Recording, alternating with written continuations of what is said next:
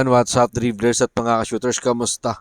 Kamusta po kayo? Tinabla na nga po ng Meralco Bulls ang serye para itakda ang do or die Game 3 sa Barangay Ginebra San Miguel this coming Sunday. At matapos nga po ang panalong yan ng Meralco Bulls, nakatanggap nga po ng death threat si Barangay Ginebra San Miguel guard RJ Abarientos. Tara, pag-usapan at talakayin po natin yan, yung mga bagay na yan, matapos po ako maglambing sa inyo ng isang like, share, comment down below, and don't forget to subscribe and hit that notification bell button para lagi po tayong updated sa ating pong mga video. At lahat po ng ating shoutout nasa dulong bahagi lang po ng video ito. At yan po ay ating paglalambing kung nagugustuhan nyo ang ating pong video. Nakuha na nga po ng Meralco Bulls ang panalo para itabla ang kanilang serye sa Barangay Ginebra San Miguel 108-104 sa nasabing panalo ng Meralco Bulls. Nanguna po dyan sa scoring itong si Chris Newsam sa kanya pong 24 points, kasama si Cliff Hodge na mayroon pong 17 points, Johnson Rios na mayroon pong 15 points at siya din ang tinanghal na best player of the game.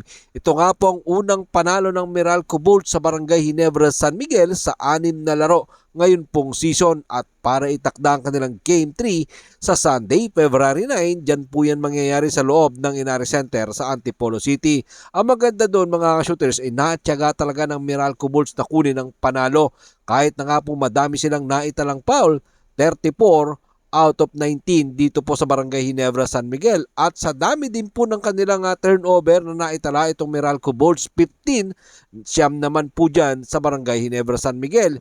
Hindi nga po yan nasamantala ng mga bataan ni Coach Tim Cone sa nasabi pong panalo. Ito po ang nasabi dyan ni Coach Luigi Trillo. Narito po si Coach Luigi Trillo sa ulat ni Roventerado ng Spin.ph. Kahit anong paraan, nakuha namin ito. Ano man ang kinakailangan upang makuha ito, ang ginawa namin. Wala kaming magagawa ngayon. Kailangan naming mag-focus sa isa pang laro para magawa ito. Yan nga po ang sinabi ni Coach Luigi Trillo.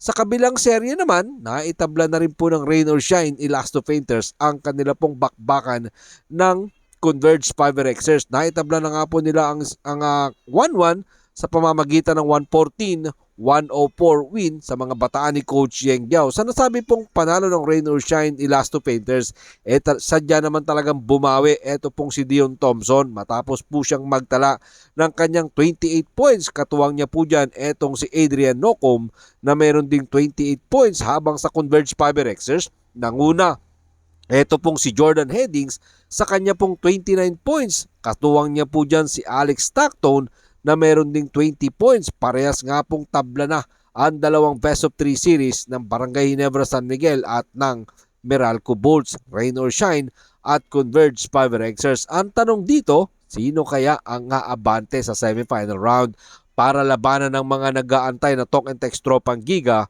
at Northport Batang Pier? Ikaw, kayo, sino nga po ba mga ka-shooters ang inyo pong tatayaan dito, or kanino nga ba kayo na mga kupunan?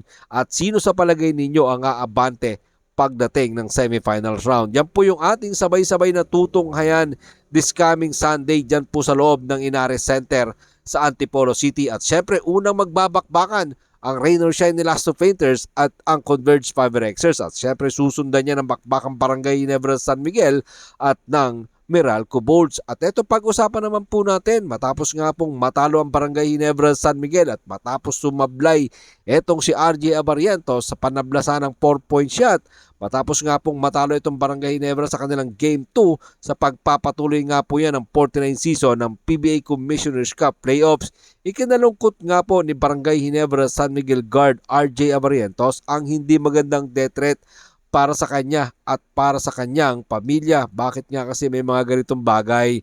Narito po mga sinabi ni RJ Abarientos sa ulat ni Kate Reyes ng Spin.ph. Grabe talaga mga tao sa social media.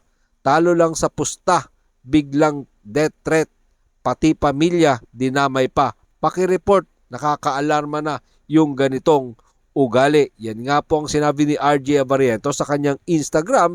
Sa nasabing pagkatalo nga po ng Barangay Ginebra San Miguel, umiscore naman po itong si RJ Abarientos ng kanyang 12 points, 5 of 15 shooting, 1 rebound, 3 assists, 2 steals sa loob po ng 33.3 38 minutes playing time. Sa nasabing bakbakan ng dalawang kupunan na sablay po ni RJ Abarientos ang 4-point attempt para sana dalahin sa overtime ang kanila pong laban. Isa nga pong netizen na nagpost ng sunod-sunod na comment na nagbabanta kasama ang kanyang partner na kilala din pong personalidad sa social media. Ibig po sa atin sabihin doon yung partner po ni RJ Abarientos ang kasamang pinagbabantaan. Narito pa po ang mga dagdag na sinabi ni RJ Abarientos. Sa ulat pa din po yan ni Kate Reyes ng Spin.ph. Naglalaro kami ng maayos at trabaho namin to. Parte ng basketball ang matalo. Sa mga kapwa kong players, di dapat tinotolerate yung ganito. Dapat nga po para sa akin, hindi talaga dapat ito tinotolerate mga shooters. Yung mga ganitong sitwasyon, ano kaya masasabi dito ng PBA? At eto dapat aksyonan talaga ng PBA. Kasi mga shooters, para sa akin, di talaga magandang salita yung mga nabasa rin natin. Talagang may pagbabantay. Nakakalungkot po na may mga ganitong klaseng tao. Sana umaksyon po talaga dito ang PBA at bigyan ng proteksyon ang mga manlalaro. Hindi po kasi biro yung mga nasabi ron mga shooters. And ipapakita na lang po natin sa screen. Di na po natin babanggitin kung ano po yung mga nasabi. Medyo talagang baka kasi bawal kay YouTube yung mga sinabi doon mga shooters. Kaya naman, mga shooters, kayo na po ang umusga. Ano nga po ba ang inyong opinion patungkol po dun sa mga nasabi pong netizen na pagbabanta dito sa point guard ng Barangay Ginebra San Miguel rookie na si RJ Abarientos. Maraming salamat po sa inyong panonood. Ano naman po ang inyong maging opinion? Diyan po natin yan pag-usapan sa comment section. Ingat and God bless everyone. Adjourn, pero katulad po ng ating nakagawian, bago po natin tapusin ang ating pong video, shoutout po kina